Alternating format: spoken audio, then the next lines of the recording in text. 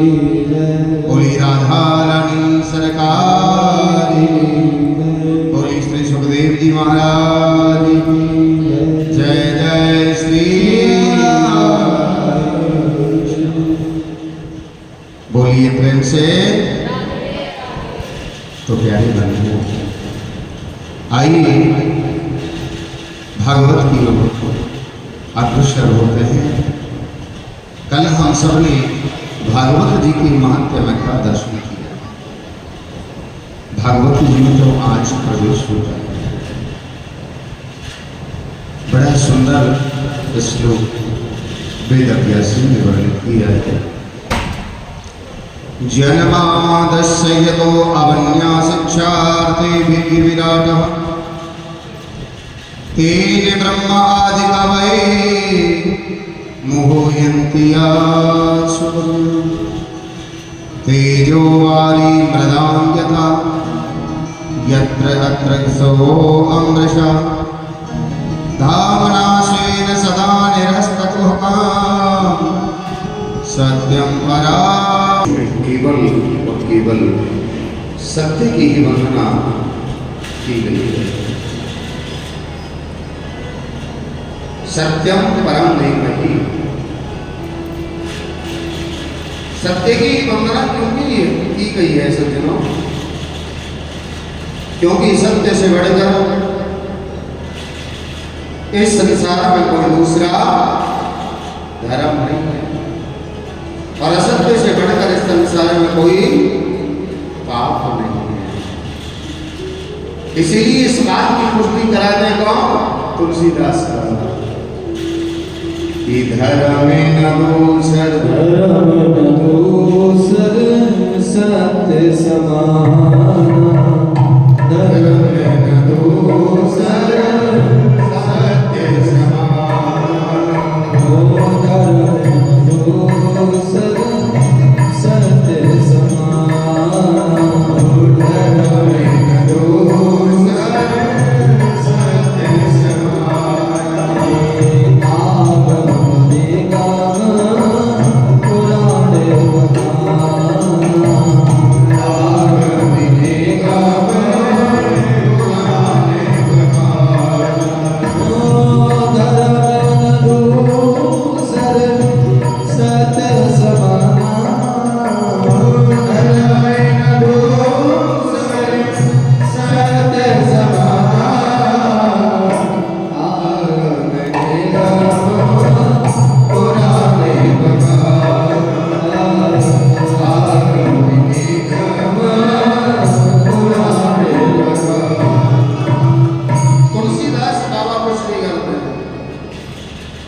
सत्य से बढ़कर कोई धर्म नहीं।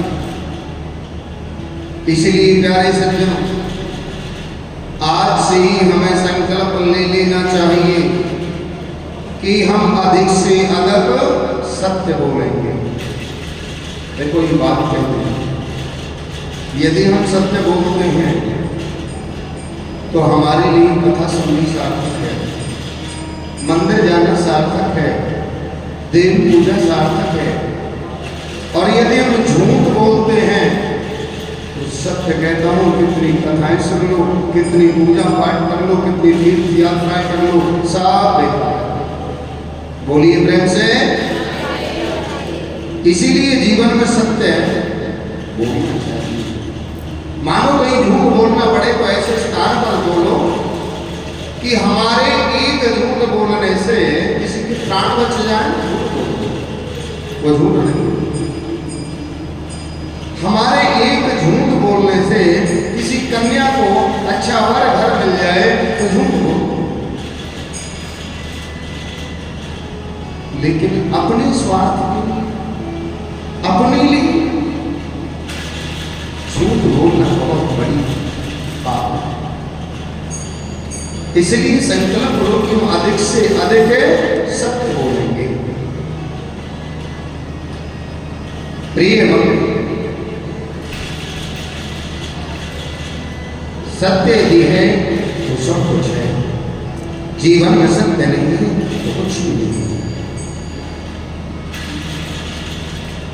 तुलसीदास जी ने भी इस बात की पुष्टि की है कि सत्य से बढ़कर संसार में कोई दूसरा धर्म नहीं और सत्य से बढ़कर इस संसार में कोई पाप नहीं। धामना स्वेन सदा निरस्त रूपम सत्यम परम धीमहि। धामना क्या है? ये भगवान के सर्व और शरण। इस श्लोक के विद्वानों ने अपने अपने मत से 108 अर्थ किए हैं। प्यारे बंधु, सौनकादि ऋषियों श्री सूत जी से पूछा कि गुरुदेव इस भागवत का प्रारंभ कैसे है?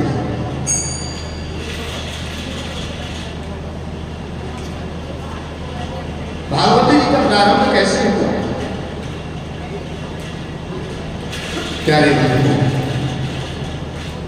तो इधर बताया निगम कल्पतरोर्गलितम्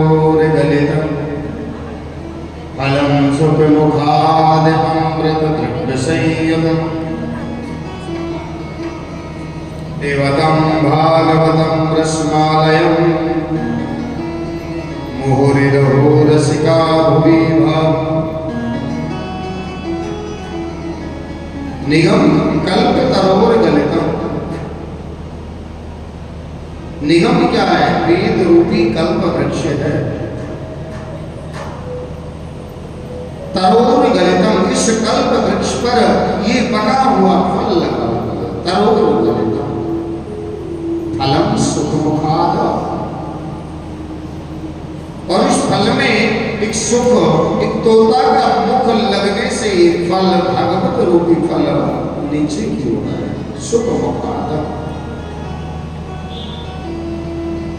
अमृत द्रव्य संयुतम, और इस फल के अंदर एकदम अमृत भरा हुआ है। कोई छिलका नहीं है, कोई गुठली नहीं है ऐसे। और जरा विचार करें, कोई भी समझदार व्यक्ति छिलका या गुठली खाता है? केवल उसका रस खाता है, उसका गुण करता है। तरोर गलितम फलम सुखमुखाद अमृत द्रव्य संयुतम, एकदम रस। लेकिन आगे क्या कह दिया है? देवतम भागवत। अब भागवत को तो सुना जाता है, पिया थोड़ी जाता है। तो यहां लिख दिया पिबतम। पिबतम क्यों लिख दिया? आचार्य सूत जी कहते हैं कि स्वर्णकार भैया थे, उसने 2 मूर्तियां पीतल की बनाई और दोनों मूर्तियों का वजन एक, बनावट सब एक, कोई उसमें रत्ती भर भी फर्क नहीं है। लेकिन मूर्तियों की जो कीमत है उसमें बड़ा अंतर है सज्जनों। एक मूर्ति की कीमत है 1 लाख रुपए, एक मूर्ति की कीमत है 10,000। और मार्केट में रख दिया और कह दिया कि इस मूर्ति की परीक्षा लीजिए और खरीदिए। अब सब लोग आए, मूर्ति को उठाएं, कोई उल्टा करे, सीधा करे, कोई टेढ़ा करे, लेकिन कोई फर्क ही नहीं है, बराबर है सब। प्यारे सज्जनों, उसी मार्ग से कोई संत निकल कर जा रहे थे, भीड़ को देखा, पूछा कि क्या बात है? बोले बाबा 2 मूर्ति हैं, बिल्कुल एक है, लेकिन कीमत में बड़ा अंतर है। बोले आप कहो तो हम परीक्षा ले लें? बोले हाँ बाबा लीजिए। बाबा ने मूर्ति को देखा, देखते ही बाबा समझ गए। तो मालूम बाबा ने क्या किया? एक सूतली को लिया और उस सूतली को अपने हाथों से बट करके मूर्ति के कान में डाला। अब इधर से डाला और सूतली इधर निकल गई। संत ने कहा भैया इस मूर्ति की कीमत 10,000 है। बोले हाँ। दूसरी मूर्ति को लिया, सूतली को बटा, कान में डाला, वो उधर से नहीं निकली, सीधी पेट में चली गई। बोले इसकी कीमत 1 लाख रुपए है। मेरे कहने का भाव समझ गए? जो इधर से सुनकर इधर निकाल देवे उसे बोलते हैं सुनना, और जो सुनकर के अपने जीवन में उतार ले उसे बोलते हैं पीना। इसीलिए यहां व्यासी ने लिख दिया पेवतम भागवतम, इसको पियो। कितनी बार पिए? जितनी बार हो सके उतनी बार पियो। एक अनुभव की बात बता, भागवत को जितनी बार आप सुनोगे उसमें उतना ही आपको कुछ अलग मिलेगा। कई लोग तो कहते हैं महाराज क्या कथा सुने, अभी हुई थी तब भी सुनी थी, इधर गए थे वहां भी हो रही थी। लेकिन भगवान की कथा तो ऐसी कथा है क्योंकि अनंत है।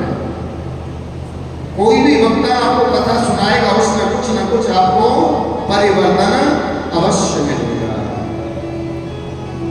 प्यारे बंधु, इसीलिए कहा जाता है हरि अनंत हरि कथा अनंत। भगवान की कथा को प्रेम से सुने और जितना अधिक हो उतना सुने। फिर कह दिया कि रसमालय, इस फल के अंदर कोई छिलका नहीं है, कोई गुठली नहीं है, केवल रसमालय, रस भरा हुआ है। मोहरी रहो रसिका भूमि भावुका। लेकिन और आश्चर्य की बात है क्या, यहां पर केवल 2 व्यक्तियों को बुलाया है, केवल 2 व्यक्तियों को। कौन कौन है? रसिको भावुको, जो इसके रसिक हैं, मस्ताने हैं, और जो इसमें अपना भाव रखते हैं, श्रद्धा रखते हैं। अब एक बात बताओ, गर्मी कितनी हो रही है? बहुत गर्मी है ना। अब यहाँ मंदिर के द्वार पर कोई जल भर के बैठ जाए, आने जाने वालों से कहे भैया आइए ठंडा जल है पीजिए। अब जिसे प्यास नहीं होगी लगेगी वो 10 प्रकार के प्रश्न करेगा। क्यों भाई ये ड्राम धोखे भरा है? हाँ बाबू जी धोखे भरा है, बस पीकर देखिए थोड़ा ठंडा जल है क्या। अच्छा मीठा मीठा है कि नहीं? हाँ चीनी भी डली है, शरबत भी डला, आप पीकर तो देखिए। जिसे प्यास नहीं होगी वो 10 प्रश्न करेगा, लेकिन जिसे प्यास नहीं होगी वो प्रश्न नहीं करेगा। उसको तो एक ही इच्छा होगी, कैसे भी 2 घूंट जल मेरे कंठ तक पहुंच जाए। इसीलिए भावुक और रसिकों को बुलाया है, जो इसके रसिक हैं, जो इसके भावुक हैं। और ये आपको बता दें, जो भागवत जी के मस्ताने और दीवाने हैं वो दौड़ कर चले जाते हैं। और भागवत कथा का, भगवान के संकीर्तन का कभी निमंत्रण का इंतजार नहीं करना चाहिए। कई लोग तो कहते हैं अरे हमारे पास तो इन्विटेशन आया ही नहीं, कार्ड तो आया ही नहीं, हम कैसे जाएं? भगवान की कथा का या कोई सत्संग का निमंत्रण नहीं होगा। जो श्रद्धालु होते हैं वो अपने आप ही पहुंच जाते हैं। बोलिए प्रेम से। तो इस प्रकार से भागवत जी का आरंभ हुआ। प्यारे बंधुओं, इधर ऋषियों ने पूछा, हे सूत जी, आप तो वेदों की ज्ञाता हैं, परम ज्ञानी हैं, परम विद्वान हैं। आज हम आपसे एक नहीं, आज हम आपसे 6 प्रकार के प्रश्न करना चाहते हैं। सूत जी विचार करते हैं कि न जाने कैसे प्रश्न करेंगे, लेकिन जब प्रश्न किए हैं बड़े आनंददायक प्रश्न हैं। तो पहला प्रश्न सौनकादिक ऋषियों ने किया कि हे गुरुदेव हमें बताएं कि मानव का परम धर्म क्या है। संसार में मनुष्य आता है और इसी खाने पीने सोने के चक्कर में लगा रहता है, इस जीव का क्या धर्म है? प्यारे भाई,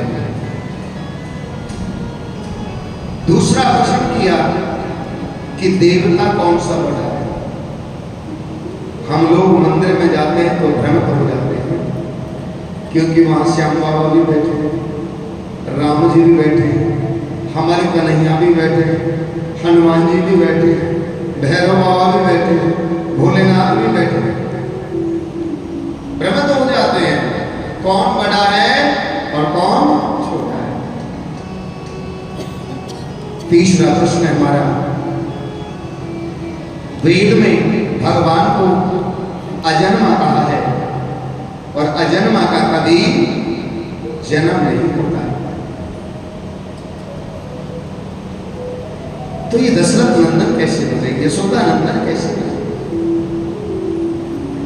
हमारा चौथा प्रश्न है कि भगवान के अवतार कितने हैं। हमारा पांचवा प्रश्न है, वक्ता कौन श्रेष्ठ है। और हमारा छठा प्रश्न है कि भगवान अपनी लीलाओं को संपन्न करके गए तो कहां गए, और भगवान को जाने के बाद ये धर्म तो अकेला पड़ गया होगा। धर्म क्या है। 6 प्रकार के प्रश्नों को सुनकर सूत जी महाराज गदगद हो गए, क्योंकि 6 के 6 प्रश्नों समाज कल्याण के लिए ऋषियों ने किए हैं, अपने लिए कोई नहीं। श्री सूत जी ने सौनकादिक ऋषियों से कहा, भैया आपके 6 प्रकार के प्रश्नों के उत्तर देने से पहले मैं परम वंदनीय सुखदेव जी के चरणों में प्रणाम करना चाहता हूं, क्योंकि जिन्होंने जन्म लेते ही संन्यास को ग्रहण कर लिया, ऐसे परम वंदनीय श्री सुखदेव जी जिन्होंने मात्र गर्भ में 12 वर्ष तक वास किया। कितना? 12 वर्ष तक। हम लोग कथा कहते हैं क्यों? क्योंकि इस गर्भ में, इस नरक कुंड में ना आना पड़े।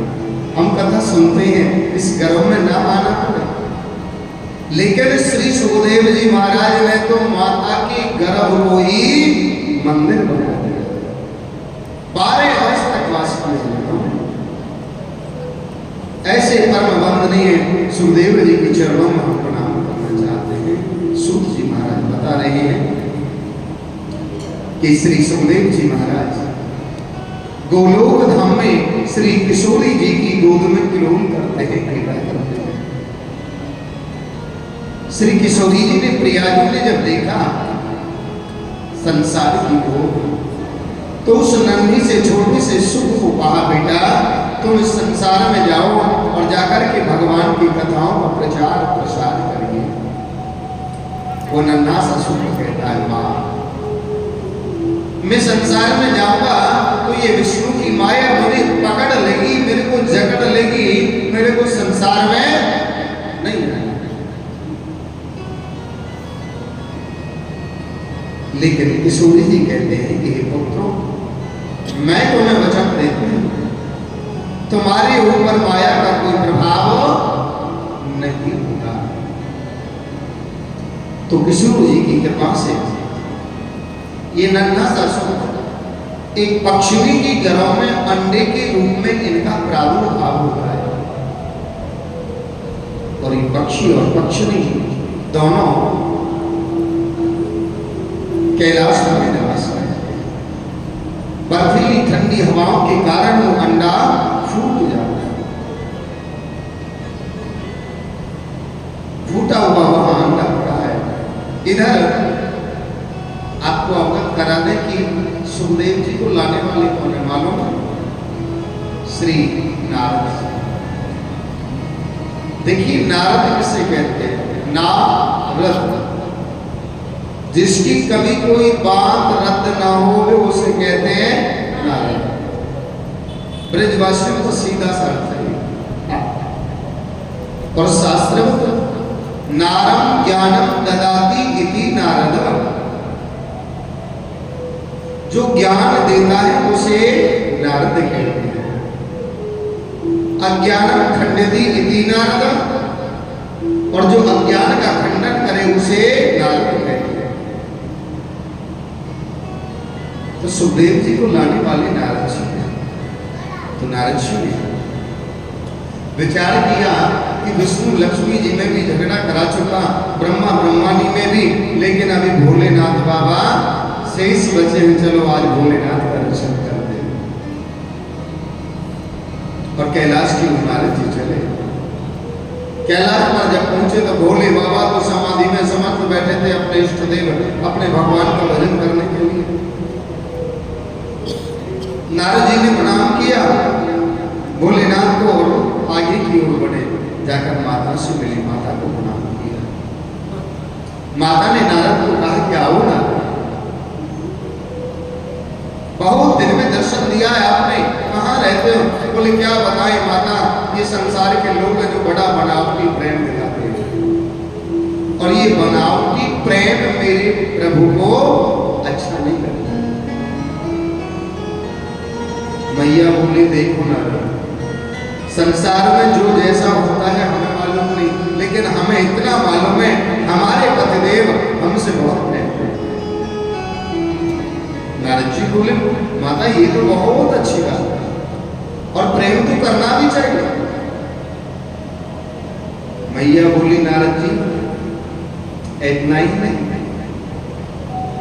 जो मंत्र गुरुजी कान में देते हैं ना दीक्षा के समय, जिसे हमेशा गुप्त रखा जाता है, वो मंत्र भी मेरे पतिदेव ने मुझे बता दिया, इतना प्रेम करते हैं मेरे से। अच्छा माता ये तो बहुत सुंदर बात है। तो मैया फिर तो भगवान ने बताया होगा कि भगवान के गले में जो मुंडमाला है, उस मुंडमाला में किसके शीश लगे हैं। मैया बोली ये तो कभी नहीं बताया। बोली नहीं बताया? बोले हाँ। मैया जिस माला को भगवान 24 घंटे पहनते हैं उसके विषय में नहीं बताया, क्या प्रेम करते हैं। और सज्जनों ये माताएं हैं ना हमारी, ये बड़ी महान है। बस बाबाओं के प्रति जरा सा एक छोटा सा लीक पॉइंट मिल जाए कर दे, बोलिए प्रेम से। अब तो माता जी गुस्सा हो गई, नारद जी ने तो वही काम तो किया था। नारद जी ने देखा कि माता के अंदर गुस्सा प्रवेश कर गया और बोले मैया आप हमें आज्ञा मिले हम चले। मैया बोली आज आने तो दो हमको, जिस माला को 24 घंटे में 24 घंटे पहनते उसके विषय में नहीं बताया। बोले देखो माता मेरा काम बताने का था, अब तुम जानो तुम्हारा काम है, चलो। और जाते जाते भोले बाबा को प्रणाम किया और बोले जल्दी पधारो, मैया ने याद किया। भोलेनाथ मन ही मन कहते हैं कि जहां तुम्हारे चरण पड़े नारद वहां तो कल्याण ही होगा। बोलिए प्रेम से। हाँ। अब शाम को भोले बाबा जब पहुंचे तो क्या देखा, मैया ने जो सुंदर सुंदर वस्त्र आभूषण पहन रखे थे सब उतार के फेंक दिए, मलिन वस्त्र धारण किए। भोलेनाथ ने कहा कि देवी क्या बात है, ये दशा आपने कैसे? बोले आप बात मत करिए जी मेरे से, अरे जितने काले तुम ऊपर से उतने ही काले अंदर से। देवी अंदर से काला तो वो होता है जो कभी किसी से कुछ छुपाता है, और मैंने अपने जीवन में आपसे कभी कुछ छुपाया नहीं। मैया बोली आपने मुझे कभी बताया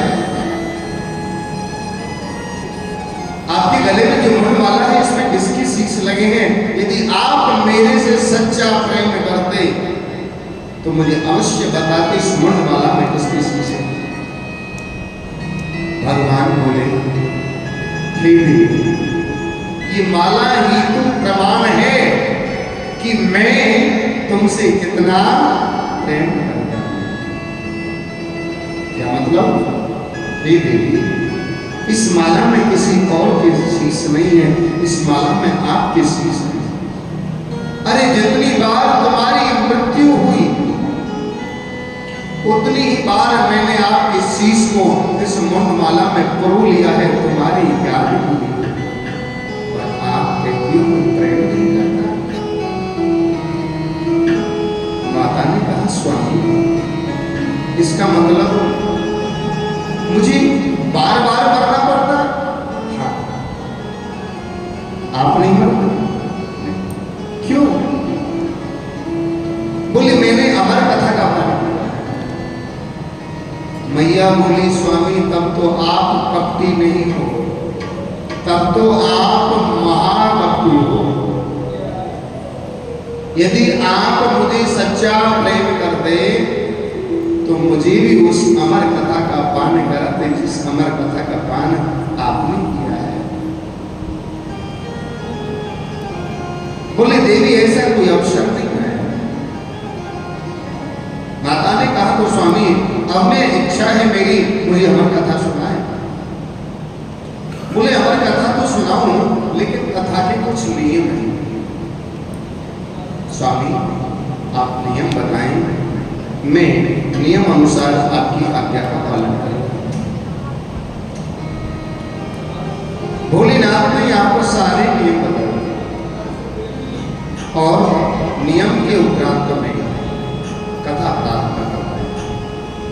जहां बैठकर कथा प्रारंभ करते वहीं पर वो फूटा हुआ अंडा पड़ा है।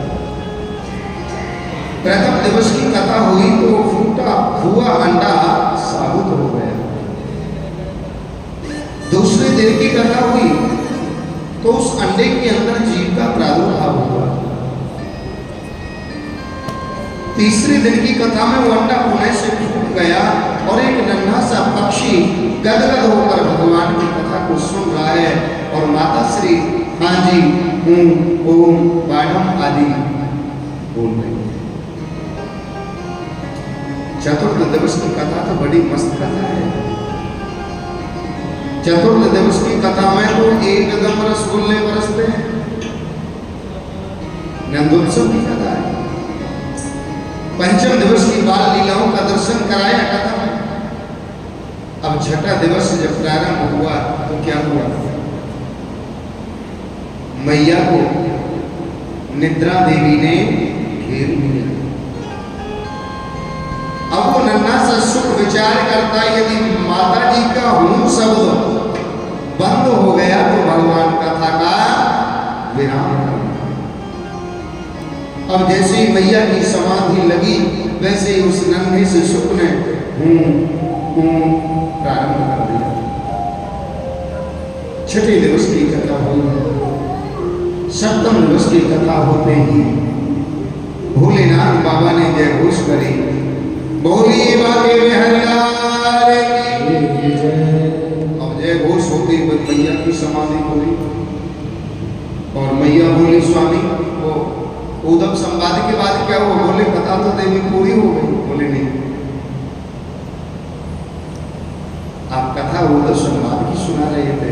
बोले नहीं देवी पूर्ण हो। भोलेनाथ विचार करते हाँ जी सब था और ये कहती कथा अधूरी है। माता ने भी कहा देखो यदि मैं सो गई होंगी तो मेरा हाँ जी शब्द बंद हो गया होगा। नहीं देवी वो तो बराबर चल रहा है। भोलेनाथ ने विचार किया अवश्य यहाँ पर कोई तीसरा जीव है। भगवान ने अपने डमरू का निधन किया और जैसे ही डमरू को बजाया वहीं से वो नन्हा ससुर पट-पट करता हुआ उड़ा। भोलेनाथ ने विचार किया ये पक्षी इसने मेरे प्रभु की कथा को छुप करके सुना है, मैं इसे जीवित छोड़ने वाला नहीं। त्रिशूल लेकर के दौड़ पड़े उस सुख के पीछे। इधर माता हीरावती अपने पति से कहती है स्वामी मेरी वृद्ध अवस्था आ चली लेकिन अभी तक मुझे कोई पुत्र रतन प्राप्त नहीं हुआ। वेद व्यास जी बोले देवी काहे को चिंता करते हो, जब प्रभु की इच्छा होगी तब हो जाएगा। ऐसा कहकर व्यास जी अपने मुख्य द्वार पर बैठे।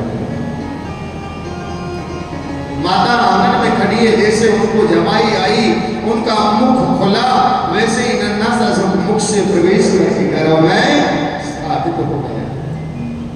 इधर भोलेनाथ क्रोध में तो चले आ रहे हैं। व्यास जी ने दूर से देखा, बोले बाबा की विचार किया, आज तो मैंने कोई तप भी नहीं किया, कोई तपस्या भी नहीं की, कोई भजन भी नहीं किया, आज क्यों आ रहे? अरे मैंने जब वर्षों तप किया, जब तो दर्शन देने आए नहीं, आज अनायास ही चले आ रहे हैं। प्यारी सज्जन, जैसे ही भोलेनाथ द्वार पर आए तो बाबा पूजा की तैयारी करने लगे। लेकिन भोलेनाथ बोले, व्यास जी यहां मैं पूजा कराने नहीं आया, आपके घर में मेरा चोर चुपाव से बाहर निकालो। चोर? आपका किसी ने क्या चुराया? आप तो कैलाश पर निवास करते, कोई धन संपत्ति वैभव लौकर आदि तो तुम आपके पास होता नहीं है, क्या चुरा लिया आपने? बोले एक नन्हे से सुख ने मेरे प्रभु की अमर कथा को चुप कर सुनाए, मैं उसे जीवित छोड़ने वाला नहीं। व्यास जी मुस्कुराए और भोलेनाथ से बोले, बाबा जरा विचार तो करिए, जिसने भगवान की अमर कथा को सुन लिया, भला आप उनकी मृत्यु कैसे कर सकते हैं? अब यहां पर यह बात बड़ी विचारणीय है। क्या जो क्रोध ने भोलेनाथ को नहीं बख्शा तो हमें और आपको कैसे छोड़ देगा? क्रोध करना बहुत बुरी बात है, कभी क्रोध नहीं करना चाहिए। क्रोध आए तो 2 मिनट बाद उसे भूल जाओ।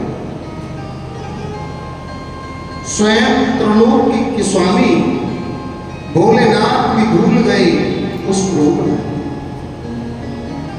लेकिन वेद व्यास जी ने याद दिलाया तो याद आया और वहां से वापस चले गए।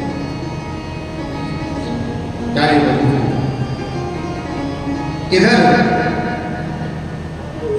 माता इरावती के यहाँ गर्भ से वेद मंत्रों की ध्वनि सुनाई पड़ने लगी। कई वर्ष बीत गए। माता ने अपने स्वामी से कहा, स्वामी ये बालक बाहर आने का नाम ही नहीं लेता और मेरे गर्भ से वेद मंत्रों की ध्वनि सुनाई पड़ती है। बोली, देवी अवश्य तुम्हारे गर्भ में कोई ज्ञानी महान पुरुष है। बोले, वो तो ठीक है, लेकिन बाहर तो आना चाहिए। तब व्यास जी ने श्री सुखदेव को निवेदन किया कि हे पुत्र, तुम्हारी मातेश्वरी को बड़ा कष्ट होता है, इसलिए पुत्र गर्भ से बाहर आ जाओ। गर्भ से आवाज आ रही है। बोले, पिताश्री ये विष्णु की माया मुझे पकड़ लेगी, मुझे जकड़ लेगी, मेरे को बाहर नहीं आना। तो कहा, पुत्र मैं तुम्हें वचन देता हूं, तुम्हारे ऊपर माया का कोई प्रभाव नहीं होगा। बोली, मैं मानता नहीं जब तक स्वयं मायापति विष्णु आकर ना कहे तो मैं कैसे मानूं? प्यारे सज्जनों, अपने वर्ग के लिए स्वयं नारायण को यहां आना पड़ा और आकर के प्रभु ने कहा कि सुखदेव गर्भ से बाहर आ जाओ बेटा। बोले, आपकी माया? बोले, मेरी माया तुम्हें स्पर्श भी नहीं करेगी। आशीष देकर भगवान चले गए और सुखदेव जी महाराज गर्भ से बाहर आए। जैसे ही गर्भ से बाहर आए, अपने नाल को कंधे पर डाला और जंगल की ओर प्रस्थान करते हैं। पीछे पीछे इनकी पिताश्री वेद व्यास जी दौड़े जा रहे हैं। पुकार रहे पीछे से, हारे पुत्र हारे पुत्र हारे पुत्र, लेकिन सुना नहीं। लताओं से वृक्षों से आवाज आती है, यही व्यास जी आपके पुत्र ने समाज कल्याण के लिए जन्मे हैं, इनको समाज का कल्याण के लिए जाने। और श्री सुखदेव जी महाराज जाकर के उस निर्गुण ब्रह्मा की समाधि में समाधिस्थ हो गए। ऐसे परम वंदनीय श्री सुखदेव जी के श्री चरणों में हम कोटि कोटि नमन करते हैं, प्रणाम करते हैं। बोलिए प्रेम से, थोड़ा जोर लगा कर बोलिए प्रेम से। आइए अब उसी प्रसंग की ओर चलते हैं। यहाँ पर सौनकादिक ऋषियों ने कुछ प्रश्न किए थे ना। अब पता चलेगा आप में से कौन कथा सुन रहा है, कौन नहीं सुन रहा। तो बताओ पहला प्रश्न कौन सा था, बताओ।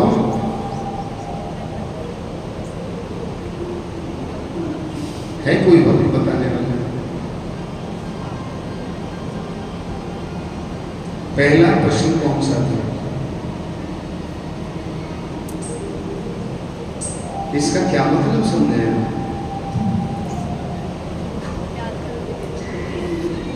आगे सुन रहे हैं और पीछे सब कटरा साफ कर रहा है। बोलिए प्रेम से। देखिए खाली ऐसे मुंडी हिलाने से काम नहीं चलता। जब तक भगवान की कथा अंदर ना उतर जाए तब तक जीवन में परिवर्तन नहीं आता। कई लोग कह रहे थे महाराज हमने कथा भी करा ली, हमने ये अनुष्ठान भी करा लिया, हमारा काम सिद्ध होता ही नहीं। उसका यही तो कारण है,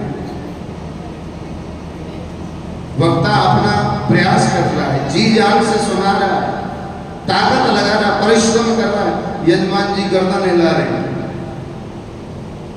और जैसे ही पूर्ण होती है यजमान जी को यही नहीं पता कि पंडित जी ने कौन सी कथा सुनाई है। बोलिए प्रेम से। चलो हम बताते हैं, लेकिन कोई भी कथा कहीं भी सुने उसे ध्यान पूर्वक सुने। यदि आप ध्यान पूर्वक सुनोगे तो उसका फल आपको कई गुना मिलता है। तो यहाँ पर पहला प्रश्न था कि मानव के लिए परम धर्म क्या है। देखा था, बड़ा सुंदर प्रश्न है। आचार्य सूत जी कहते हैं कि हे ऋषियों, मनुष्य संसार में आता, सोना खाना पीना जगना ये वो बस इसी में लगा रहता है, लेकिन परम उद्देश्य है इस मनुष्य जन्म के द्वारा भगवान को प्राप्त करना। अन्यथा खाना सोना ये सब काम तो पशु पक्षी भी करते हैं। यदि मनुष्य जन्म में हमने भगवान को प्राप्त नहीं किया तो फिर पशुओं और हम में कितना फर्क है मालूम? वो 4 पैर वाले पशु हैं और हम 2 पैर वाले। बोलिए प्रेम से। इसलिए ये मनुष्य जन्म ही ऐसा है जिसके द्वारा आप भगवान को प्राप्त कर सकते हैं। इस संसार में आने के बाद मनुष्य का पहला कर्तव्य बन जाता है भगवान को प्राप्त करना। दूसरा प्रश्न था देवता कौन सा बड़ा है। हम मंदिर जाते हैं तो बड़े भ्रम में पड़ जाते हैं, किसकी पूजा करें, किसे छोड़े, कौन बड़ा है। यहाँ पर बड़ा सुंदर जवाब दिया सूत जी ने। एक के साधे सब सदे, सब साधे सद जाए। सूत जी महाराज कहते हैं आपकी निष्ठा जहां लगी है उसे लगाए रखिए, उसे हटाओ। जहां आपका मन लग चुका है, श्याम में लग चुका तो श्याम ही सर्वे सर्वा है, राम में लग चुका तो राम ही सर्वे सर्वा है। क्योंकि भगवान कितने कितने हैं भगवान? भगवान एक है। ब्रह्मा एको वस्तु द्वितीयो नहीं हुआ। भगवान के अलग अलग अवतार हैं, लेकिन ईश्वर तो एक है। अब आप अपने मन को जहां चाहे लगाइए, राम में लगाओ, कृष्ण में लगाओ, श्याम में लगाओ, हनुमान जी में लगाओ, भोलेनाथ में लगाओ, लेकिन निष्ठा आपकी जहां लगी है वहीं लगाए रखिए। सम्मान सबका बराबर करिए, किसी भी देव का अपमान नहीं होना चाहिए। यदि हमने किसी देव का अपमान कर दिया तो समझ लो हमने अपने इष्ट भगवान का अपमान कर दिया। क्योंकि भगवान तो एक है, उसी की सब अंश हैं। जितने भी अवतार हैं वो भगवान के ही अंश हैं। बोलिए प्रेम से राधे राधे। तीसरा प्रश्न था, वेद में भगवान को अजन्मा कहा है और अजन्मा का कभी जन्म नहीं होता। श्री सूत जी महाराज कहते हैं कि ऋषियों, भगवान का कभी जन्म नहीं होता। जन्म तो केवल जीव का होता है, भगवान का तो अवतार होता है। कब होता है? जब जब हुए धर्म की हानि, और जब जब होए धर्म की हानि, जब जब होए धर्म की हानि, जब जब होए धर्म की हानि,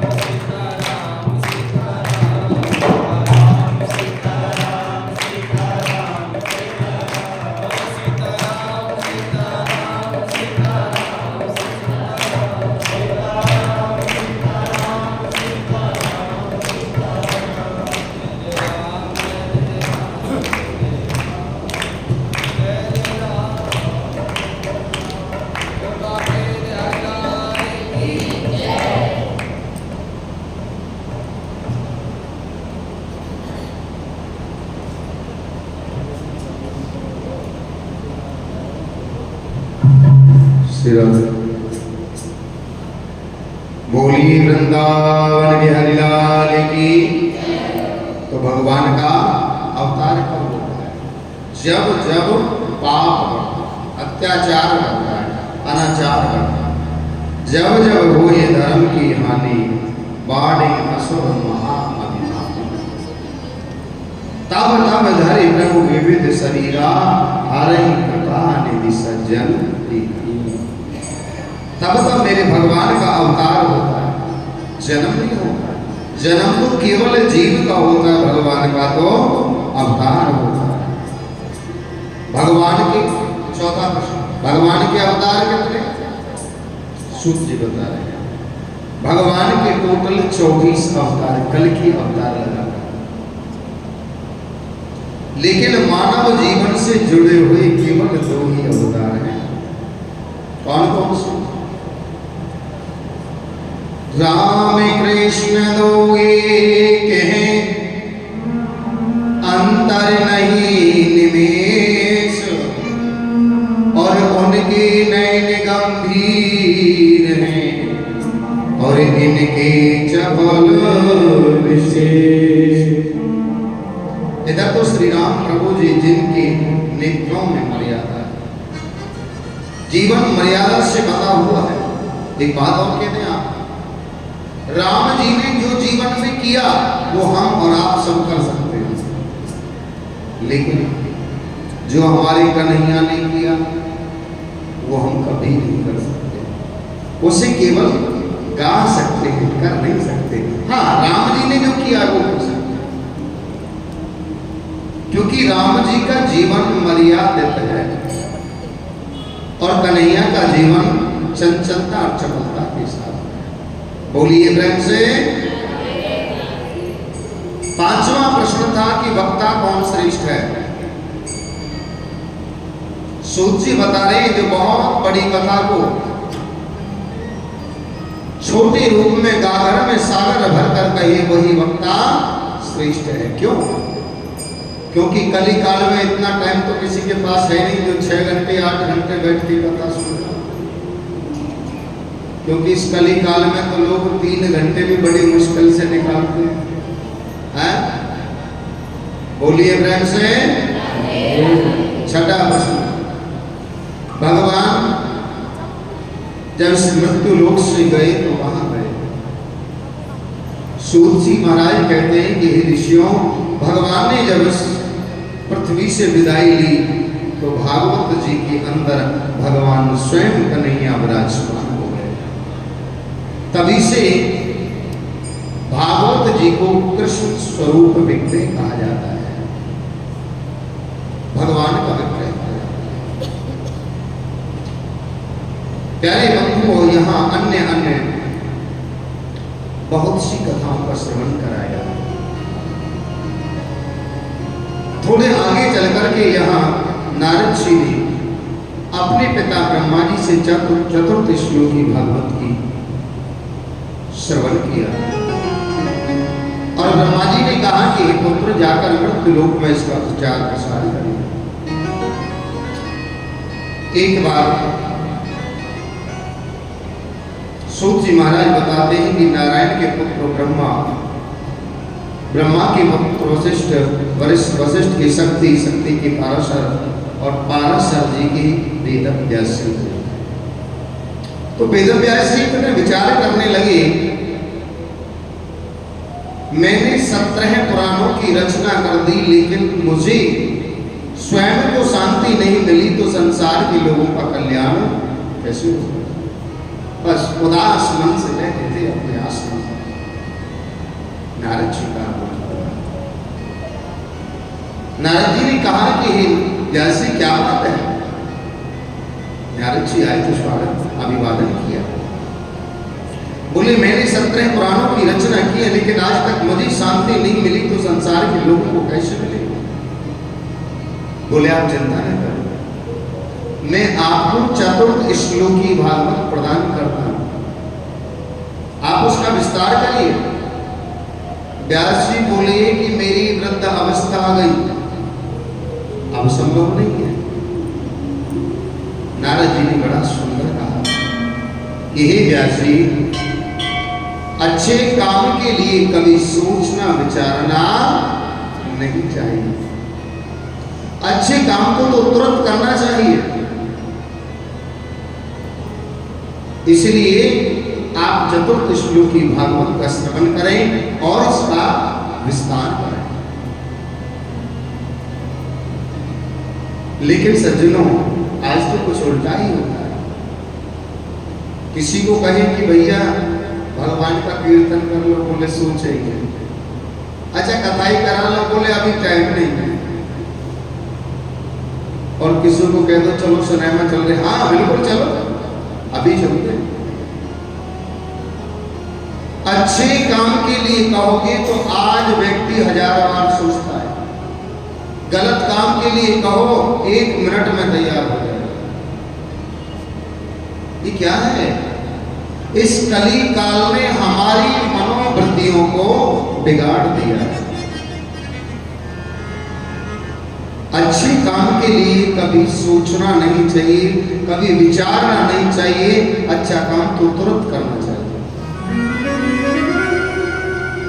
हाँ, कोई बुरा काम है, गलत काम है, उसके लिए 1000 बार सोचो हम इसे करें या ना करें, इस करने से क्या परिणाम मिलेगा।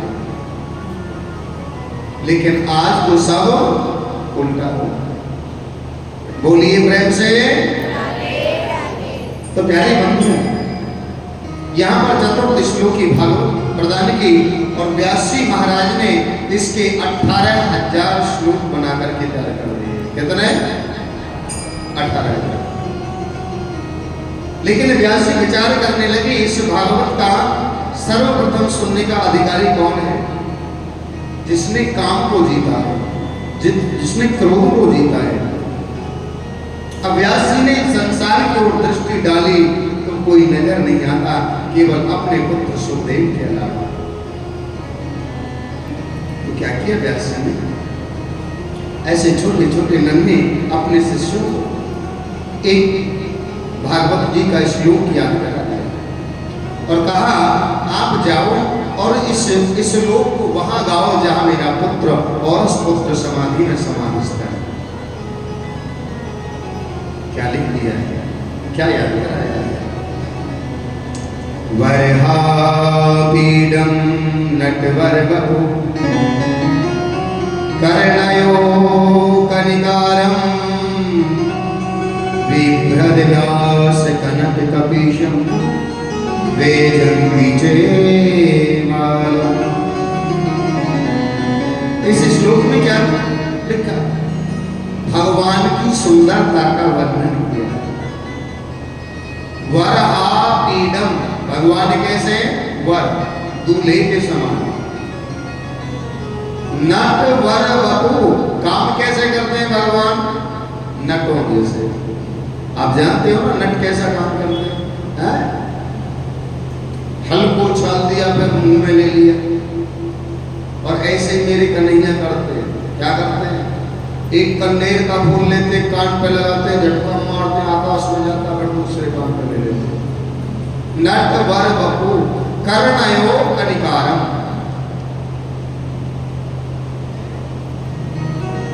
सुखदेव ने सुना, आंख खुली सुनते ही, फिर विचार किया जो भगवान इतना सुंदर है, क्या वो मुझे स्वीकार करेगा? मैं तो नंग तरंग बाबा, मेरे ऊपर कपड़े में नहीं, 4 उंगल की कोटी ने पहने हुए हूं। फिर विचार किया होगा कोई सुंदर। शिष्यों ने बताया गुरुदेव एक बार तो नेत्र खोले और वो तो फिर समाधि में समाधिस्थ हो गए।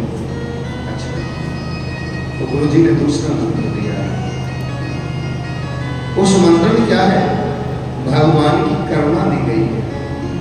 भगवान कितने बड़े दयालु हैं। क्या लिख दिया? अहो वकीय स्तन काल कूटा जिंघासयपय यदापय साध्वी लेभे गतिं धात्र चिंतां ततो अयं कं वा दयानुसरणं व्रजेय। इस श्लोक में क्या है? अहो वकीय, एक पूतना, एक राक्षसी आती है अपने स्तनों को जहर लगाकर कन्हैया को मारने। और भगवान कैसे दयालु है, जो जहर लेकर आई भगवान उस देवी को, उस पूतना राक्षसी को माता की गति प्रदान करते हैं। जो गति माता यशोदा को हजारों वर्ष बाद मिली, वो गति आज भगवान ने पूतना को प्रदान कर दी। इतने बड़ी करुणा के सागर हैं। सुनते ही सुखदेव जी ने नेत्र खोले और खड़े हुए और बोले आगे और सुनाओ। बोले हमसे तो इतना ही आता है। हाँ, हमारे गुरु जी के पास में ऐसे बहुत से श्लोक हैं, आप हमारे गुरु जी के पास चलें। सज्जनों, आकर के सुखदेव ने वेद व्यास जी को दंडवत प्रणाम किया और एक विशेष बात है विचार करने की। सुखदेव ने जिस दिन घर को छोड़ा, किसके लिए छोड़ा बताएं? जिस दिन घर को छोड़कर गए, किसके लिए? भगवान के लिए, ईश्वर के लिए। और आज घर वापस आए हैं तो किसके लिए? भगवान के लिए। और हम लोग घर छोड़कर जब जाते हैं तो किस लिए जाते हैं? पैसा कमाने। घर जब आते हैं तो क्या लेकर आते हैं? पैसा लेकर आते हैं। संतों में और गृहस्थों में यही तो फर्क है।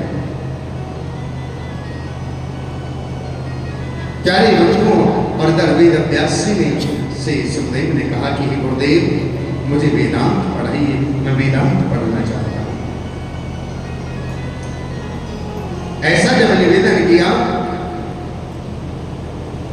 तो व्यास जी विचार करते हैं, मैंने इसको पहले कथा सुनाई तो संसार के लोग कहेंगे कि पहले अपने पुत्र को ही कथा का अधिकारी बनाया। हाँ, यदि महाराज जनक कह दें सुखदेव ने काम क्रोध को जीता है तो पहले अधिकारी है। तो व्यास जी ने कहा कि हे सुखदेव, वेदांत पढ़ना है तो जाइए महाराज जनक के पास, वो तुम्हें वेदांत पढ़ाएंगे। सुखदेव जी जनक जी को द्वार पर पहुंचे। द्वारपालों ने कहा कि जाओ जनक जी को कहो कि सुखदेव वेदांत पढ़ना चाहता है। अब वहां पहले ही समाचार दे दिया कि इनकी परीक्षा लेने इन्होंने काम क्रोध को जीता है कि नहीं। तो द्वारपालों को, सैनिक को कह दिया, यदि हमसे वेदांत पढ़ना है तो 5 दिन तक वही द्वार पर खड़े रहे। सैनिक मंत्रियों को कह दिया, यदि इनके चेहरे पर जरा भी क्रोध की आकृति नजर आए तो उसी क्षण हमें बताना। लेकिन सज्जनों क्या होता है, श्री सुखदेव जी महाराज का जो चेहरा 5 दिन पहले था, उसे भी खिला हुआ चेहरा 5वें दिन नजर आ रहा है। जाकर जब जनक को कहा तो जनक दौड़ कर आए और चरणों में साष्टांग लेके और उनको ले जाकर के अंतःपुर के द्वार पर बिठा दिया। बोले मैं अभी आता हूं और आपको वेदांत पढ़ाऊंगा। परम नव युवतियों को संकेत कर दिया जनक ने कि जाकर परीक्षा लीजिए सुखदेव की, इन्होंने काम को जीता है कि नहीं। परम सुंदरियां युवाएं आकर के सुखदेव का आलिंगन करती है। कोई इधर से छेड़ रही है, कोई इधर से छिट रही है, कोई आलिंगन कर रही है। लेकिन सज्जनों, सुखदेव के अंदर काम प्रकट नहीं हुआ। ये दृश्य जब देखा तो जनक जी साष्टांग चरणों में लेट गए और संसार के को इशारा कर दिया कि सुखदेव ने काम और क्रोध को जीता है। सुखदेव ने कहा कि हे राजन, मुझे वेदांत पढ़ाइए। बोले प्रभु, मैं आपको क्या वेदांत पढ़ाऊं? आप तो नक्शे और चोटी तक पूरे के पूरे वेदांत स्वरूप हो। तब जाकर श्री सुखदेव जी भागवत जी की प्रथम अधिकारी। भागवत तो ऐसा सदग्रंथ है, जीव सच्चे हृदय से इसका श्रवण करे तो उसके सारे मनोरथ पूर्ण हो जाते हैं। लेकिन हम लोग बैठे होते हैं पांडाल में और मन घूमता है कहीं और। तो कैसे हमारा कल्याण होगा, कैसे हमारे कार्य सफल होंगे? प्यारे बंधु, आचार्य सूत जी से सौनकादिक ऋषियों ने पूछा, गुरुदेव ये परीक्षित कौन था, इसके विषय में अवगत कराया। श्री सूत जी बोले, ही ऋषियों, जिस समय कौरव और पांडवों की युद्ध की चर्चा चल रही थी, तब यहां पर दुर्योधन अपने राज्य में निवास करता है और यहां श्री विदुर जी धृतराष्ट्र जी को समझाते हैं। क्या बोले, हे राजन, मैं आपसे एक निवेदन करना चाहता हूं। बोले, क्या? बोले कि हे राजन, अन्याय की बेल पर कभी इमरत का फल नहीं लगता। आपके पुत्र जो पांडवों पर अत्याचार कर रहे हैं उसे रोकिए। मैं ये मंत्री होने के नाते नहीं कहता, मैं इस देश का नागरिक होने के नाते आपको समझाने का प्रयास कर रहा हूं, क्योंकि इसका परिणाम बड़ा विपरीत होगा।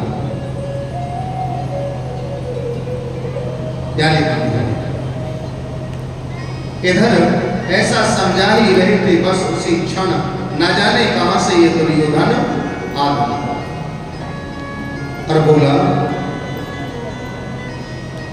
हे काका विदुर, तेरे को मेरी कृपा से ये मंत्री पद मिला और तू मेरे ही प्रति मेरे पिता को भड़काता है, निकल जाइए मेरे राज्य से। विदुर जी महाराज तो बड़े ज्ञानी पुरुष, शांत स्वभाव के, प्यारे सज्जनों, अपनी पत्नी को लेकर जाकर पर्णकुटी में निवास करने लगे और जाकर के पर्णकुटी में निवास करते हैं श्री विदुर जी। कुछ समय के बाद में पांडवों की तरफ से शांति दूत बनकर कन्हैया आ गई।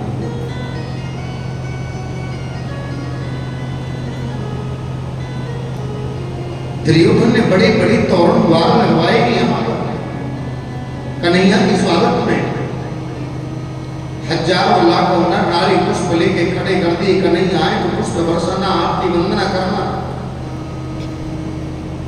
लेकिन भगवान जब आते हैं तो प्रभु ने उन पुष्प बरसाने वाले लोगों को नहीं देखा, आरती वंदना करने वाले लोगों को भी नहीं देखा।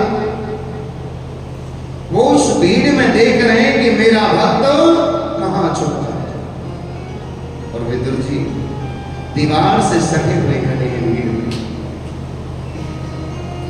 जब भक्त और भगवान के नेत्रों से नेत्र मिले, एक दूसरे को देखकर आनंदित हो गए और नेत्री ही नेत्रों में विदुर जी नहीं। विदुर से कन्हैया ने कहा कि चिंता मत करो काका, आपके घर में अवश्य पधारूंगा। और प्यारे बंधु, इधर दुर्योधन ऊपर से देख रहा है और विचार करता है, मैंने इतनी व्यवस्थाएं की हैं और ना जाने कन्हैया तो कहां देख रहे हैं। नीचे से ऊपर आए,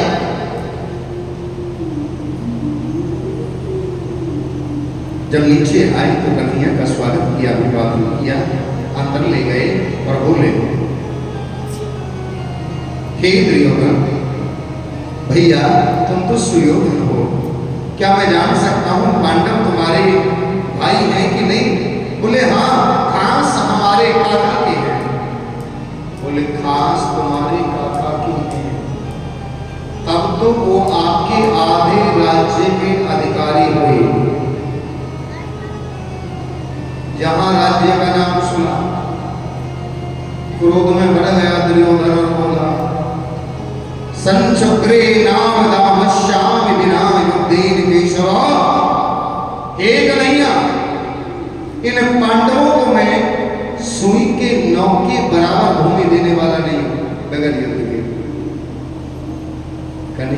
मुस्कुराकर बोले, दुर्योधन, युद्ध की परिभाषा को जानते हो? लोरी के समय, माता से लोरी के समय कथाओं में सुनी होगी आपने युद्ध की, लेकिन आपको मालूम है कितनी माताएं विधवाएं हो जाती हैं, कितने नन्हे बच्चे अनाथ हो जाते हैं। इधर कर्ण ने दुर्योधन को संकेत किया है, किनसे उलझ रहे हो? उनके संकेत को समझते हुए दुर्योधन कन्हैया से बोले, कन्हैया क्षमा करना, बचपन से विनोदी स्वभाव का रहा हूं, इसीलिए ऐसा बोल दिया। आओ, मैंने तुम्हारे लिए 56 प्रकार के भोग बनवाए।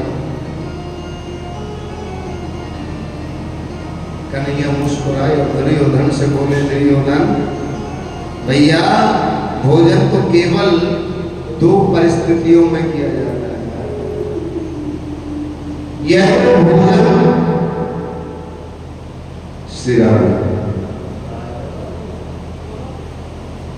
यह तो भोजन कराने वाले के अंदर श्रद्धा हो, यह भोजन करने वाले के पेट में भूख हो।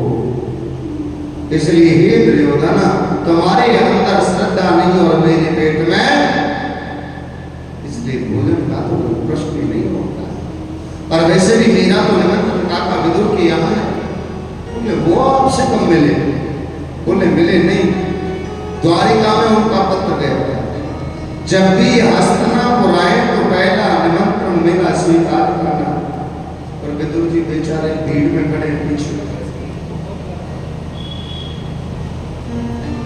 पीछे खड़े, वो विचार करने लगे, मैंने इनको कब निमंत्रण दिया? और इस बार से पूछा, प्रभु मैंने कहा? बोले, शुभ रहिए, हम जो भी कहते हो तुम कहते हो। हाँ,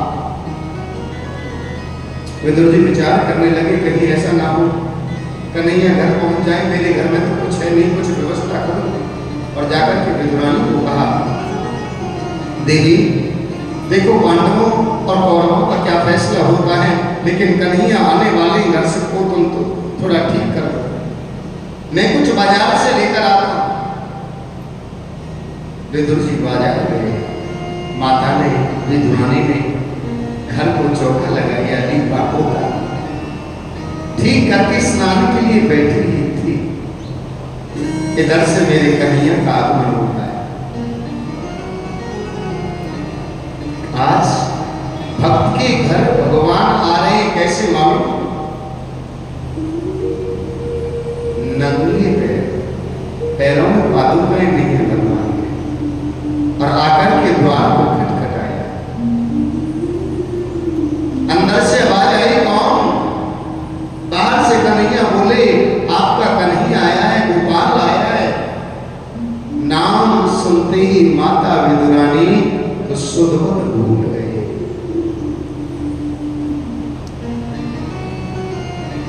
भूल गई, उसको ध्यान ही नहीं है तुमने वस्त्र पहने भी हैं कि नहीं, जाकर के द्वार को खोल दिया। और मेरी कन्हैया ने अपनी पीताम्बरी को माता विदुरानी को बिठा दिया। एक पटले को लेती है माता विदुरानी, कहती है, आओ कन्हैया यहाँ बैठो। बोले, जगह ठीक नहीं है, आप यहाँ बैठो। बोले, ये भी ठीक नहीं, यहाँ बैठो। पूरे आंगन में कन्हैया को घुमा दिया। क्यों? क्योंकि जहां जहां आज मेरी कन्हैया के चरण पड़ेंगे, वहां मेरा घर पवित्र हो जाएगा। पटले को बिछाना था, सीट को सीधा बिछा दिया उल्टा। कन्हैया ने भी नहीं देखा, उल्टा है कि सीधा बैठ गए। और बोली, काकी बहुत जोर से पेट में भूख लगी है, कुछ खाने को मिलेगा? माता विदुरानी बोली, मैं देखती हूँ कन्हैया, कुछ ना कुछ तो अवश्य होगा। तुम्हारे काका श्री बाजार गए हैं, कुछ लेकर आएंगे, तब तक मैं कुछ देखती हूँ। अंदर माता विदुरानी जाती है तो क्या देखा? पूरे घर में कुछ नहीं मिला, कुछ केले पड़े थे एक डाल में, वो केलों को लेकर के चली गई। गोविंद के समक्ष बैठ गई माता विदुरानी, केले को लुटाती है, गोविंद से नेत्र मिले हुए हैं, गिरी को नीचे गिरा देती है और भगवान को छिलका खिला रहे हैं। और श्याम सुंदर बड़े भाव से छिलका खा रहे हैं प्रेम से। अरे आज हरि आए, आज हरि आए, कि आज हरि आए, आज हरि आए। अरे आज हरि आए और बेदर घर पावना, आज हरि आए बेदर घर पावना, आज हरि आए। अरे आज हरि आए बेदर घर पावना, आज हरि आए बेदर घर पावना। बेदर घर पावना, बेदरानी घर पावना, घर पावना, बेदरानी घर पावना।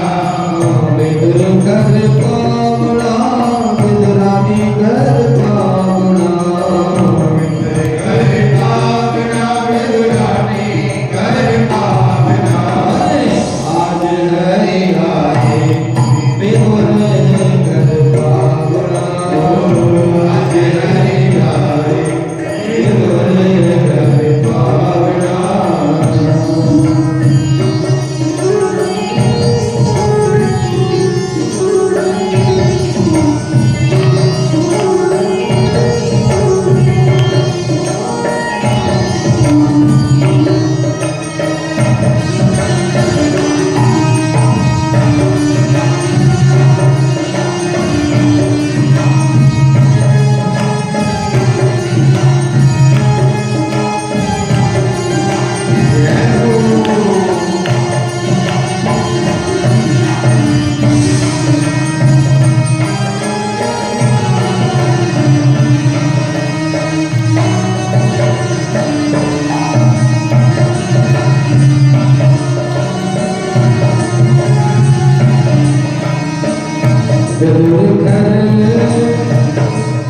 विनोद नहीं घर में विदुरानी, विनोद नहीं घर में विदुरानी।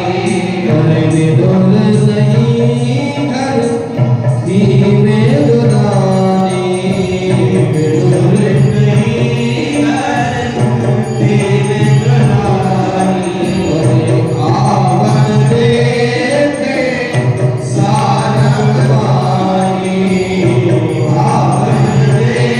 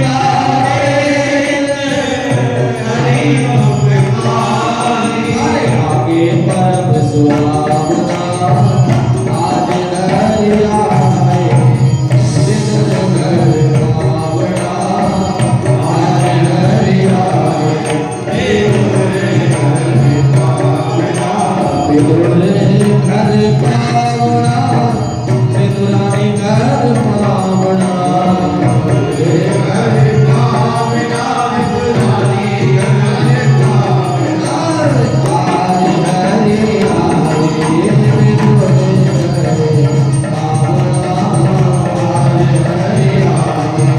विदुरानी घर पावना आज हरे आए विदुरानी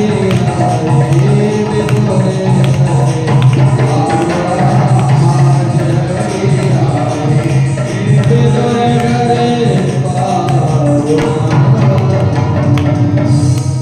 बोली गोविंद भगवान की जय जय श्री राम। बोलिए प्रेम से। तो प्यारे बंधु, माता विद्वानी केला को लुकाती है, गिरी को नीचे गिराती है और भगवान को छिपकर खिलाती है और श्याम सुंदर बड़े प्रेम से पाते हैं। ना जाने मेरे कन्हैया ने एक खाया, दो खाए, 10 खाए, कुछ मालूम नहीं। इधर जब विदुर जी आते हैं, देखा तो नीचे गिरी पड़ी और केला भगवान खा रहे हैं। विदुरानी से कहा, देवी ये तुमने क्या किया? अरे आज पहली बार मेरे कन्हैया आए और तुमने इनको छिलका खिला दिया।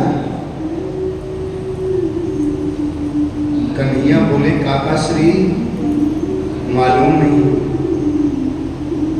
मैंने छिलका खाया या गिरी खाई, लेकिन जो भी कुछ खाया उसमें बड़ा अनुराग था, उसमें बड़ा प्रेम था। कन्हैया, मैं बाजार से तुम्हारे लिए मोतीचूर के लड्डू लाया हूं, प्रेम से पाओ ना। छिलका खाकर आपका जो जी कुछ ठीक नहीं हुआ, इसलिए ये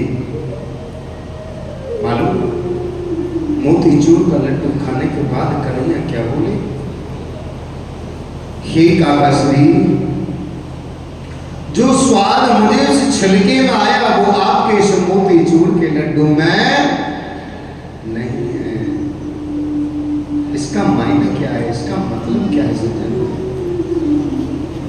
भगवान किसी की धन संपत्ति वैभव के भूखे नहीं है। भगवान के लिए तो अपना प्रेम प्रस्तुत करिए, अपना निर्मल मन बनाइए।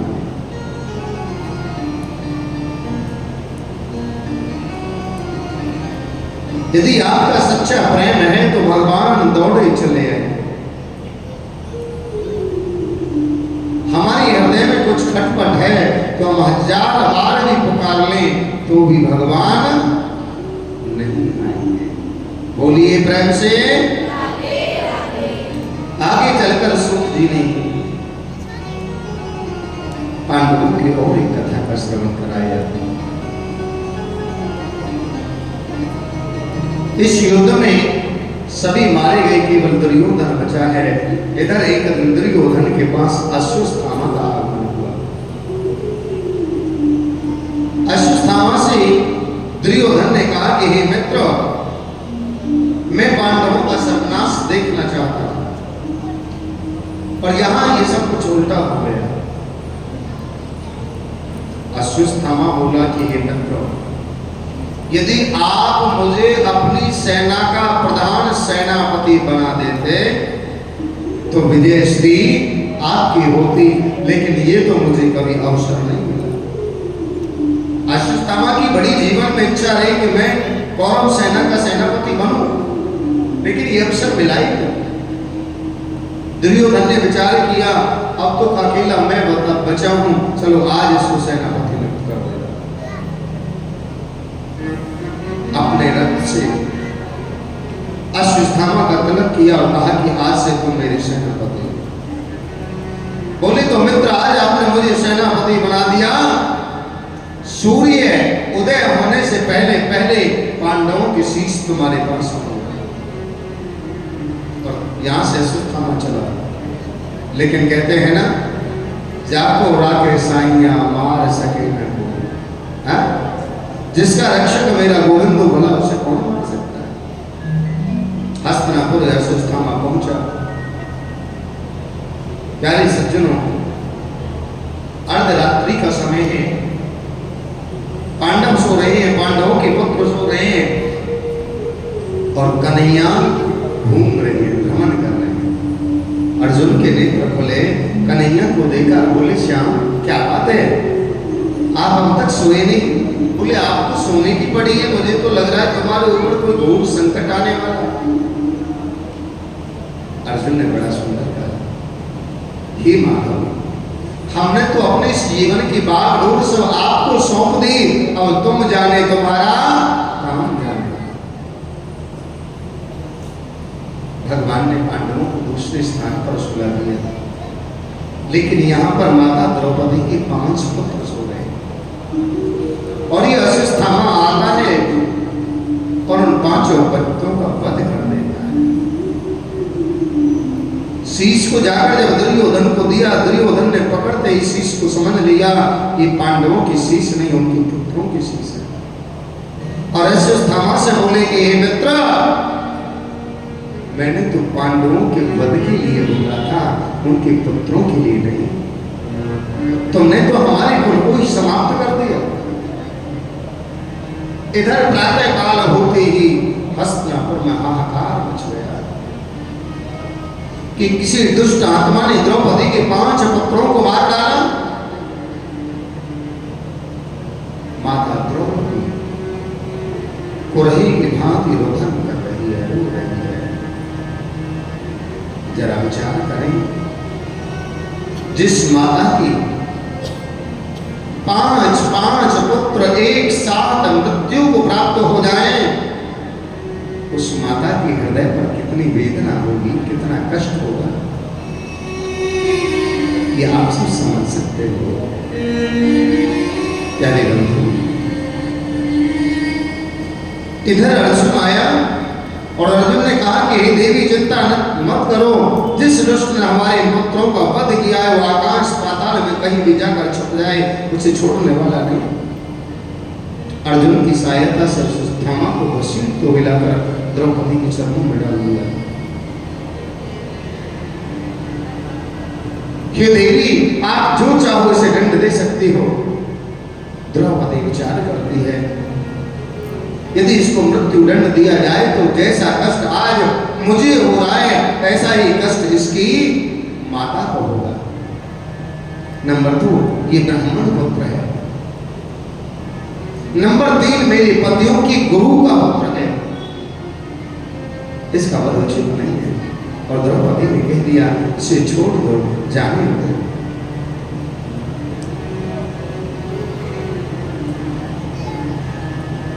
प्यारे बंधु, कन्हैया के आदेश अनुसार इनके मस्तिष्क से मणि निकालकर इनको अपमानित करके छोड़ दिया। लेकिन अश्वत्थामा ने पांडवों का धन्यवाद कहने की बजाय उनसे द्वेष कर रहे। विचार किया कि मैंने इनके 5 पुत्रों को वध कर दिया, एक इनका परपुत्र बचा है, उत्तरा के घरों में आज उसे नष्ट कर देता हूं। और ब्रह्मास्त्र का प्रयोग किया, माता उत्तरा के गर्भ की ओर छोड़ दिया। उत्तरा ने आते ही उस ब्रह्मास्त्र को आते देखकर कन्हैया की शरण ली। कृष्ण कृष्ण महाबाहो भक्तानां भयंकर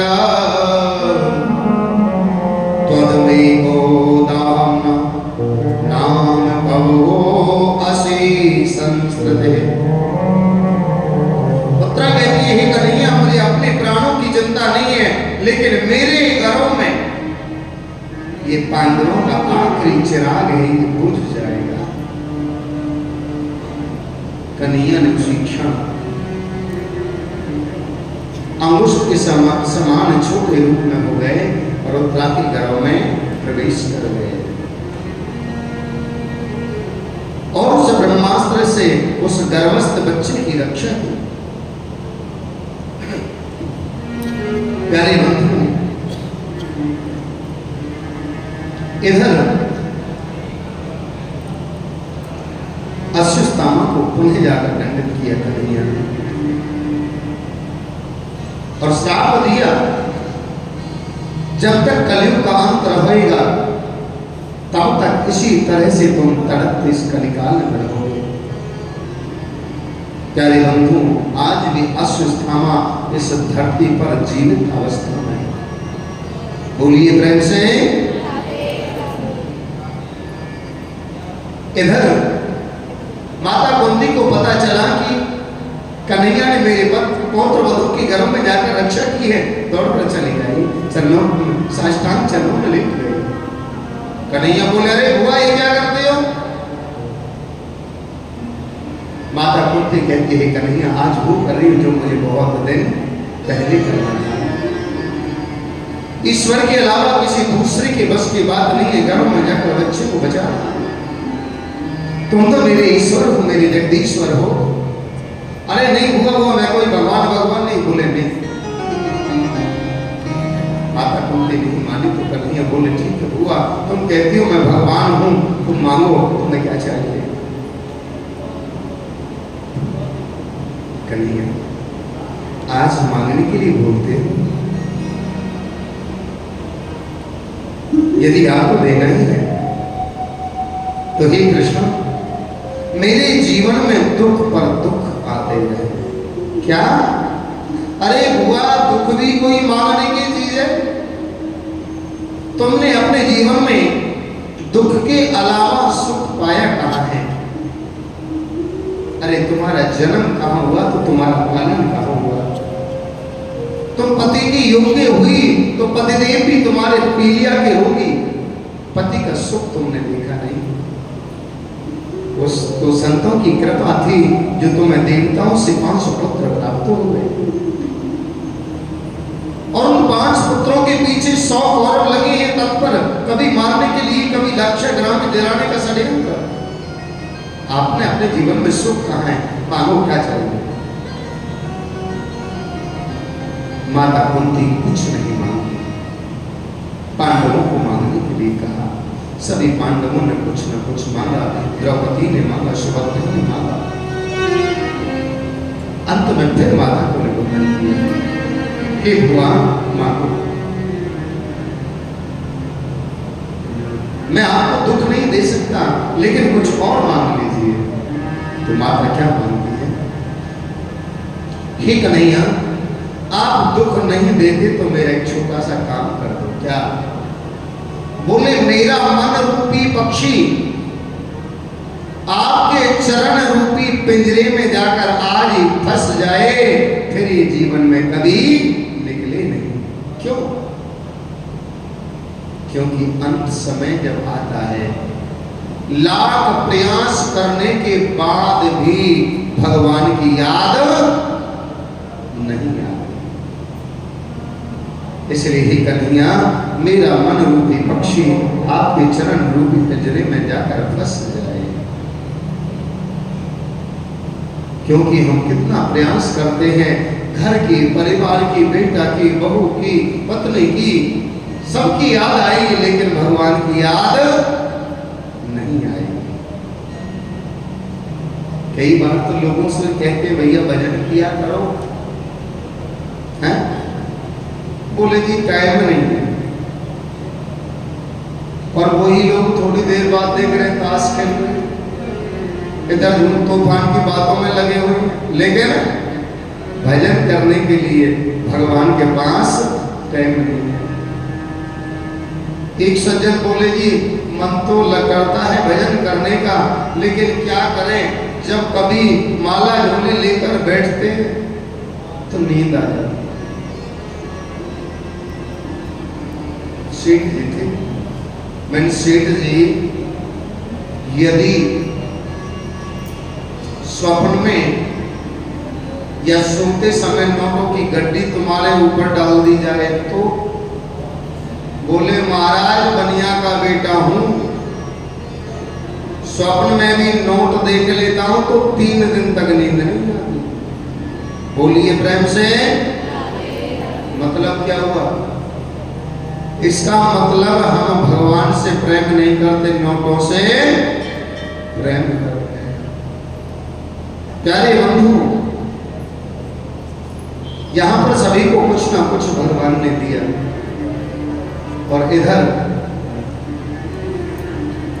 पांडवों को लेकर अंत में भीष्म पिता के पास ले गए, क्योंकि आज पांडव भारत के सम्राट हैं। पांडवों से को ले जाकर के भीष्म के पास पहुंचे और कहा, ही पितामह, इनको कुछ उपदेश करेंगे। भीष्म बोले कि हे कन्हैया, सब कुछ जानते हो, फिर भी इनको मेरे पास से लेकर आए हो। कोई बड़ों को सम्मान देना सीखे तो आपसे। 54 दिन तक भीष्म वानों की सैया पर रहे। यहां पर पांडवों को बड़ा सुंदर उपदेश दिया और अंत में पांडवों को कहा कि हे पुत्रों, अब तुम मेरे नेत्रों से अलग हो जाओ। और कन्हैया से निवेदन किया कि कन्हैया, आज का जो समय है वो दोबारा आने वाला नहीं है। अब आपसे मेरा निवेदन है, एक बार मुझे अपनी उसी माधुरी झांकी का दर्शन करा दो। देहांत काले तुम सामने हो, मुरली बजाते मन को लुभाते, यह गीत गाकर तननाथ त्याग, श्री कृष्ण दामोदर माधवी। देखते ही देखते पांडवों ने और इधर भीष्म ने अपने पंच तत्व को छोड़ दिया, प्राणों को छोड़ दिया, क्योंकि अंत समय भगवान का दर्शन, पांडवों को सुंदर उपदेश और भीष्म भगवान के धाम को प्राप्त हो। इधर मेरे कन्हैया द्वारिका की ओर चलते हैं। द्वारिका पहुंचकर अपने माता पिता को प्रणाम किया, अभिवादन किया। अभिवादन शीलस्य नित्यं वृद्धोपसेवनम्, चत्वारि तस्य वर्धन्ते आयुर्विद्या यशोवनम्। जो लोग अपने से बड़ों को प्रणाम करते हैं, उनकी 4 चीज बनती है। कौन कौन सी? बल, विद्या, बुद्धि और आयु। लेकिन आजकल तो प्रणाम करना भूलते जा रहे हैं लोग, हैं? बच्चे लोग आएंगे, दूर से घुटनों तक हाथ पहुंचेंगे, हो गया, हैं? झुकना ही भूल गए। इसीलिए तो मनोवृत्तियां बिगड़ती जा रही हैं। लेकिन किसी विद्वान ने बड़ा सुंदर लिख दिया, क्या? माता शत्रु पिता वैरी, ये न मालो न पाठिता, नैषोमती सवा मध्य हंस मध्य बको यथा। क्या? माता शत्रु पिता वैरी।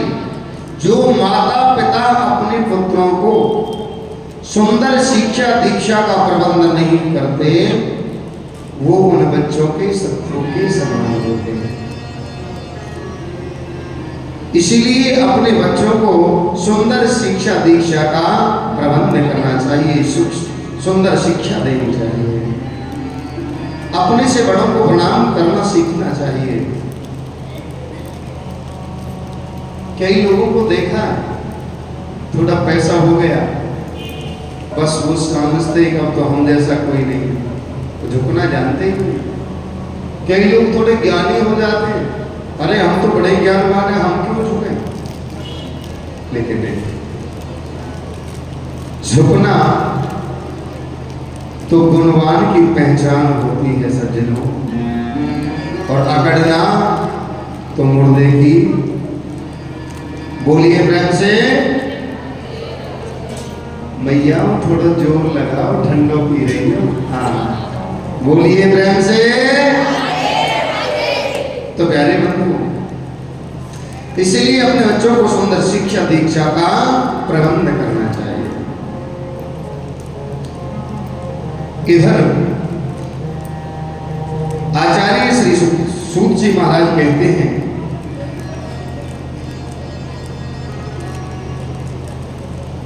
भगवान ने जिस बालक को गर्भ में जाकर बचाया वही बालक परीक्षित है। पुनः इस बच्चे का जन्म हुआ, जन्म होते ही ये बच्चा आलती पालती मारकर बैठ गया और क्या देखता है, चारों ओर से घुमा घुमा कर देखता है। क्या देख रहा है कि जिसने मुझे गर्भ में बचाया वो उस भीड़ में कहां है। बाद में कन्हैया आए इनका नाम करने के लिए। और प्यारे बंधुओं, इधर कुछ समय के उपरांत में भगवान ने अपनी द्वारिका से समस्त लीलाओं को पूर्ण किया और भगवान अपने धाम को चले जाते हैं। धाम को जाने के बाद पांडवों ने जब अर्जुन को साथ भेजा, रोते हुए अर्जुन आए। युधिष्ठिर ने पूछा कि क्या बात है अनुज, तुम्हारे मस्तिष्क का तेज नष्ट हो गया। तेज नष्ट होने के 3 कारण होते हैं।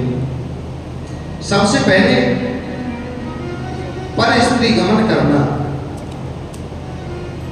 पर स्त्री के साथ रहोगे तो तेज नष्ट हो जाएगा।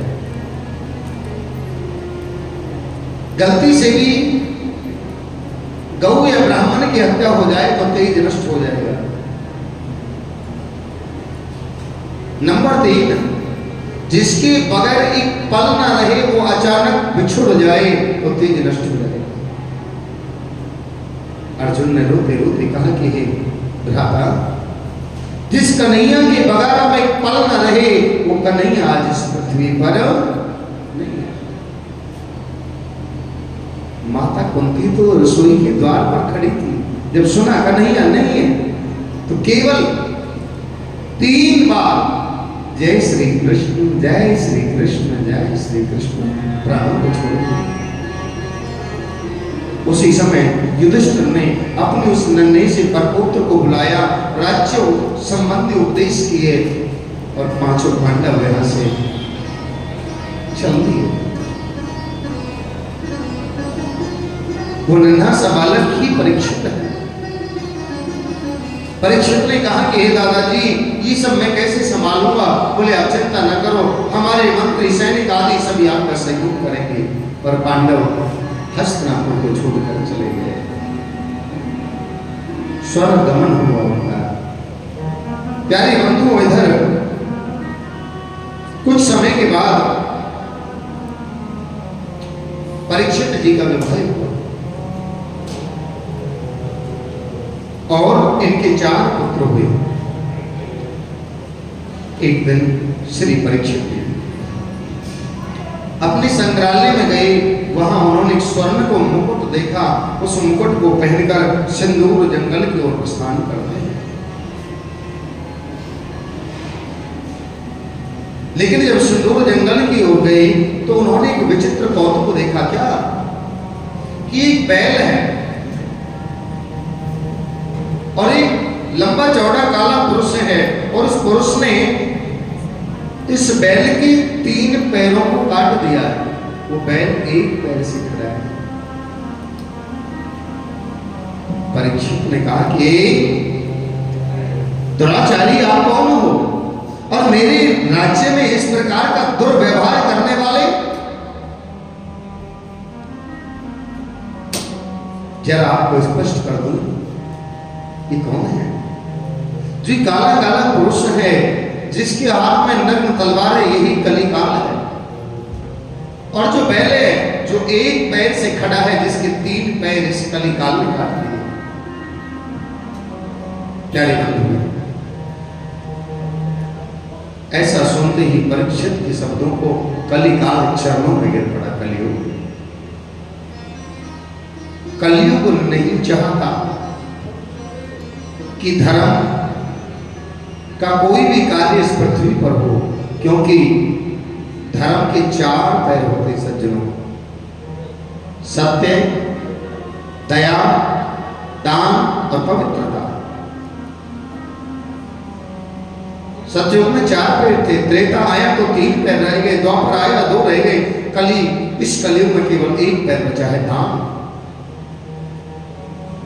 लेकिन ये कलयुग नहीं चाहता दान, ये एक पैर भी धर्म का सुरक्षित रहे। बोलिए प्रेम से, नहीं चाहता ये कलयुग। आप लोग जरा विचार करें, ये कली का ही तो प्रभाव है। कहीं कथा होती है, माता आपको 100 मिल जाएंगी, पुरुष 4 ही मिलेंगे। माताएं कुछ दान करना चाहेंगी, बाबा कहेंगे नहीं, कितना है बोले 100, मैं इसका आधा ले जाओ। लेकिन एक बात कही, दान करने से कभी धन घटता नहीं, बढ़ता है। उसमें पवित्रता आती है, और जब पवित्रता आएगी तो वो ज्यादा समय तक धन घर में रुकेगा। और जब वो धन अपवित्र रहेगा तो व्यर्थ के खर्चों में जाएगा। जैसे डॉक्टर के जाना है, कहीं उल्टी सीधे काम में पैसा खर्च होना। और यदि दान करोगे तो आपका धन अच्छी और पवित्र जगह पर लगेगा। बोलिए प्रेम से। लेकिन ये कलयुग नहीं चाहता धर्म का ये पैर भी सुरक्षित रहे।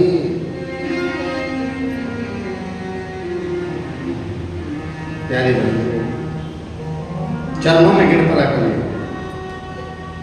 बोले महाराज मुझे भी कोई स्थान, बोले आप जैसे दुराचारी के लिए मेरे राज्य में कोई स्थान नहीं।